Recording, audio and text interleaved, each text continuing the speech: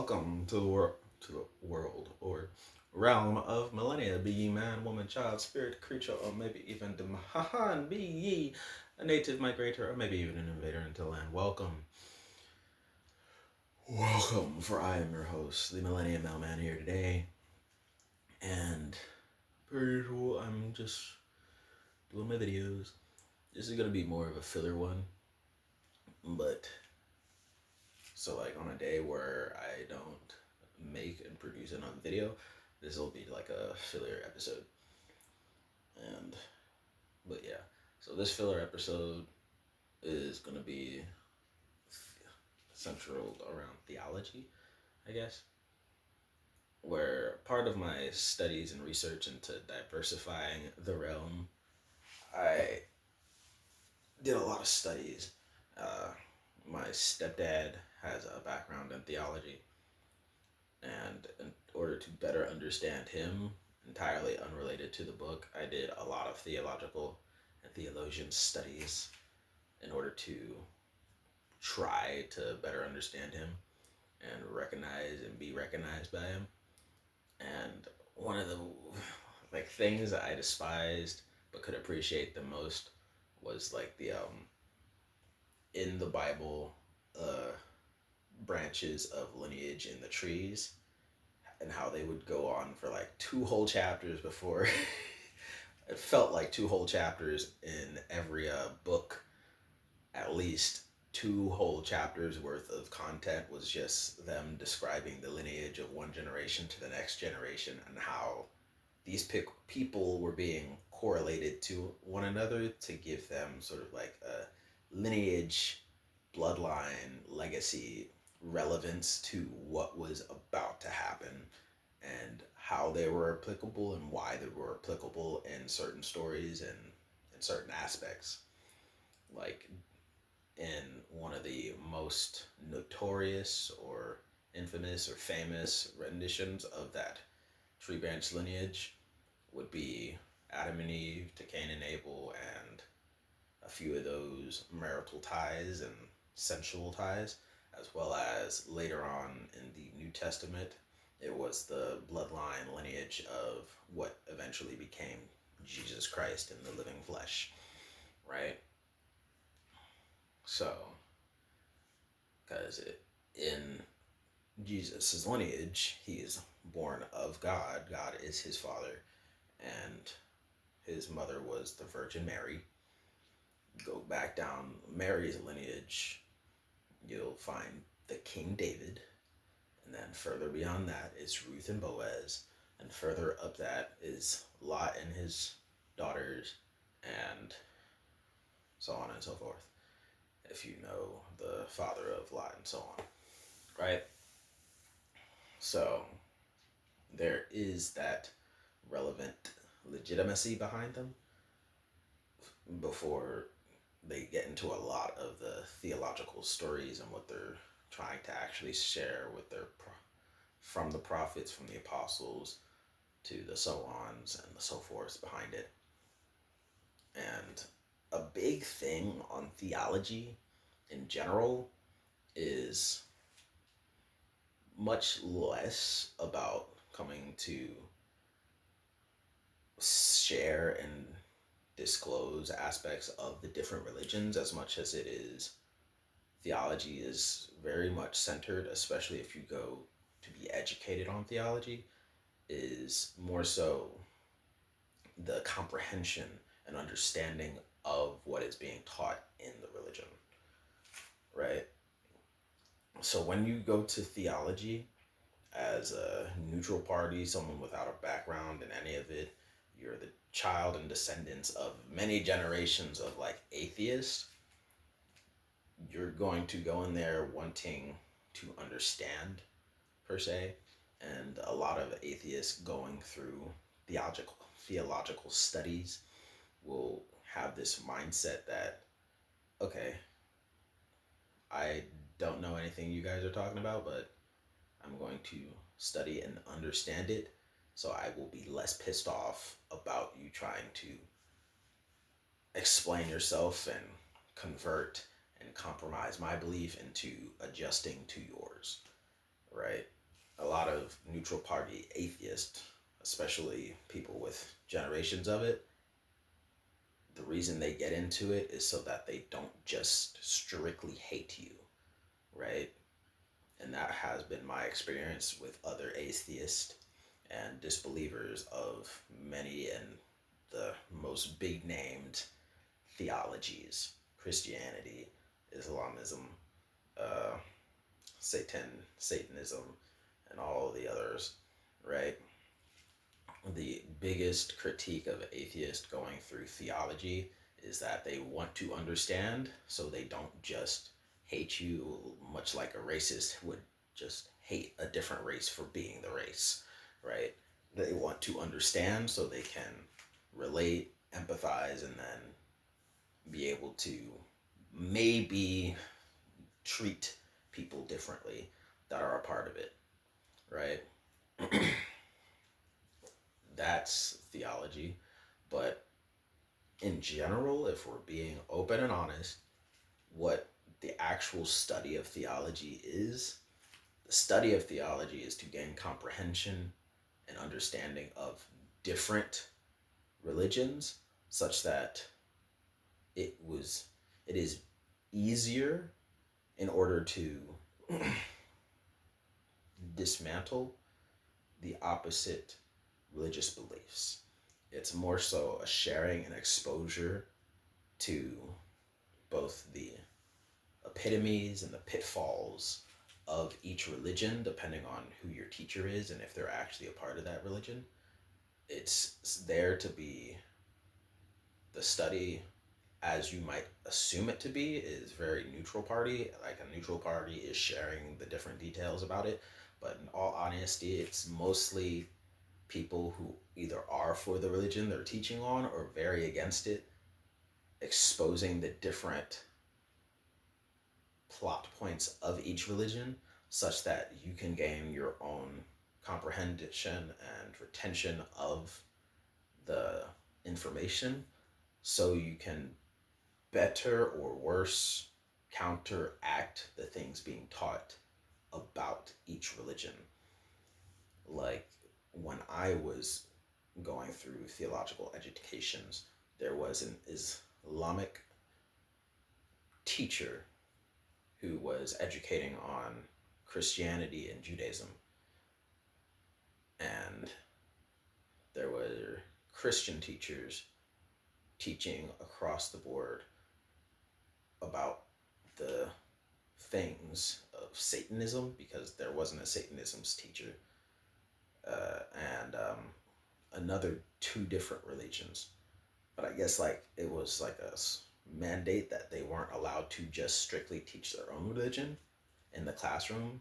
Like they were able to practice their own beliefs on the campus, but as far as like for whatever legal reason and limitation, they weren't allowed to preach on their own religion in the school, which I guess kind of makes sense, but at the same time is like you're just creating a different kind of bias. So I personally believe that would be a bit contradictory. So yeah, but like you were like say I was a Christian, they would let me have my church, my synagogue, as a Catholic or whatever. You could build it on campus and have people come to you and hear your voice out there. But as far as being in a classroom, you had to be taught the religion from other people. It was mandated that you receive a baseline understanding of each religion from a person who wasn't actually an Advent believer, in order to like prevent a radical explaining their own religion in this holier than thou way, which again I kind of guess makes sense, but it just seemed odd to me. I didn't really find that to be a common practice in other theological schools, but that was the closest one near me, so that's what I had to deal with. Excuse me. So, going Yes, so the study of theology, from my experience and what I could garnish from going to the school that was closest to me, along with studying other schools to the best of my ability, is more so about the projection and comprehension of various religions, such that whether or not you, as the studier, are biased or not, regardless of whether or not you're biased or a believer of a particular one, just trying to gain a baseline understanding of other ones, or this or that or the third, whether you're biased, whether you don't care, you're a neutral party still, or you just hate religion in all of its forms, right? Regardless of whatever you are, the study of theology is more so about that comprehension of various religions and understanding, such that if you ever become biased, you'll have a bit of a comprehensive point, a starting point to leap off from, like a foothold, a grip to better expediently project yourself into this discussion, this ideological religious war going on, right?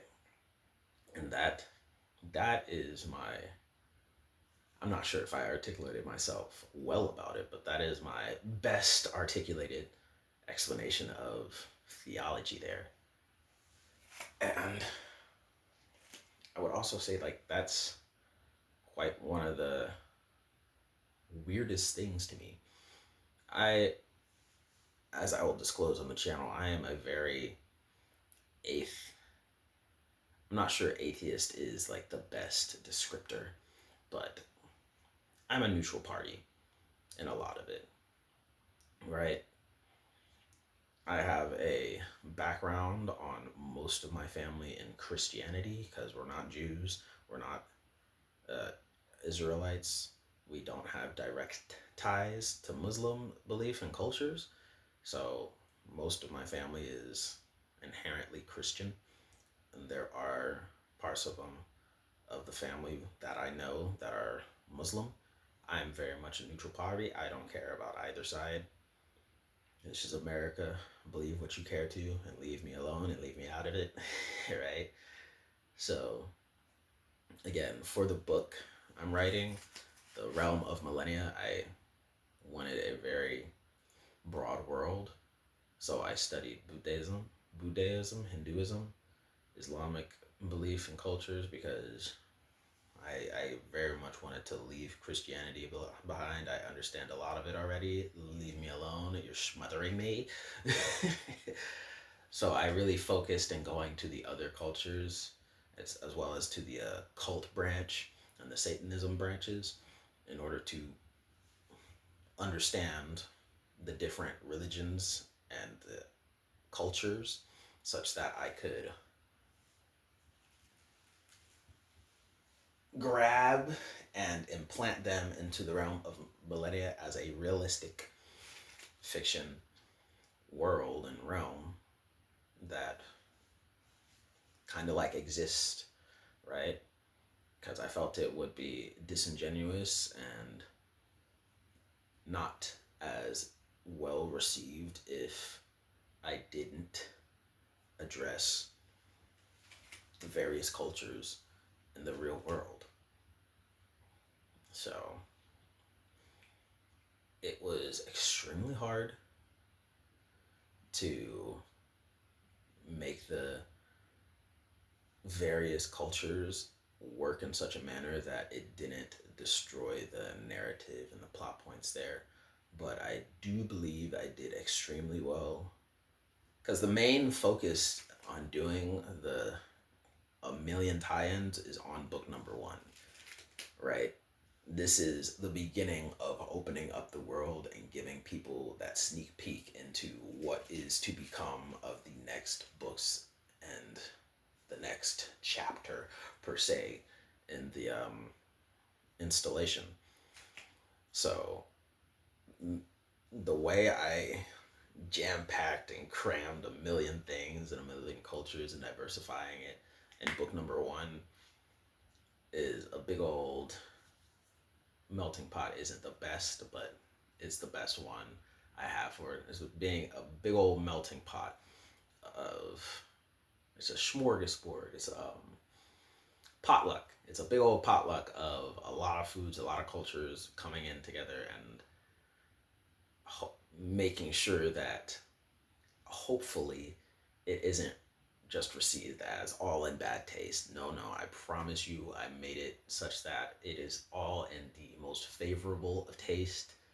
You, no matter what culture, no matter what belief you have, I promise you, I did it in the best way I could possibly think in order to get it received by any and everyone. If you are Asian, Buddhist, or Catholic, or you're a Middle Eastern or a Western society individual, there are characters with backgrounds suited to and for you. I promise. Some more obvious than others, but seeing how some religions are more low key than others, that is why they are more subtle, and others are more invasive than others, even in their explanations and their character designs and so on and so forth. It's really all about the trying to be as subtle as possible for a lot of it, and then overt and less discreet in certain aspects for certain characters at certain times for the rest of them, right? I literally took the time out as a more so atheist in order to study and best understand the different religions, such that even the religions wouldn't try to ban my book. So like, I can't, I can't do it, man. I can't win ever, right? But I did it in such a way that it involved everyone and never overly like hyped up anyone of the particular religions to such a degree that it would lead another religion to try and ban the book for being a different religion's propaganda. Again, I am very much a neutral party in this, as in I do not give a but about promoting a religion that, again, I do not agree with. Because I believe in a lot of religions. I don't agree with a lot, so I definitely am not practicing much of any of you guys. But I am very, in my personal life, very much cherry picking on what I deem acceptable, because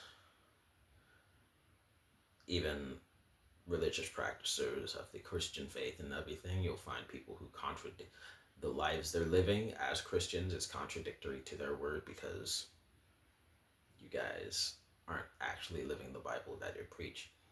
Same difference to other religions like this, the occults, the Satanisms, and the Judaism, and the Buddhisms, and the Hinduisms. There are people even of your culture and religious faith that don't practice it. So why would an atheist or a neutral party ever fully practice or disclose all the minutiae about your various religions as a non-believer, non-faithful believer of your religion? I believe in your religion. I don't agree with all of it, so I'm definitely not practicing or preaching all about that either, right? But I digress. I'm probably losing some people. But yes, right, a very big thing in my studies in order to diversify the realm was this very niche aspect of diversity, and I can only hope I did it well and right enough to be accepted by the different cultures, because anytime I had a part to play in the binding of the different understandings and religions, I would cross-reference them to actual believers of the faith. Like, I know a few people of the various Indian tribes, the Saik, and the I don't want to butcher the language, but I know I got that one right. The Sikh, the Sikh, and the Sikh and the different sects, right?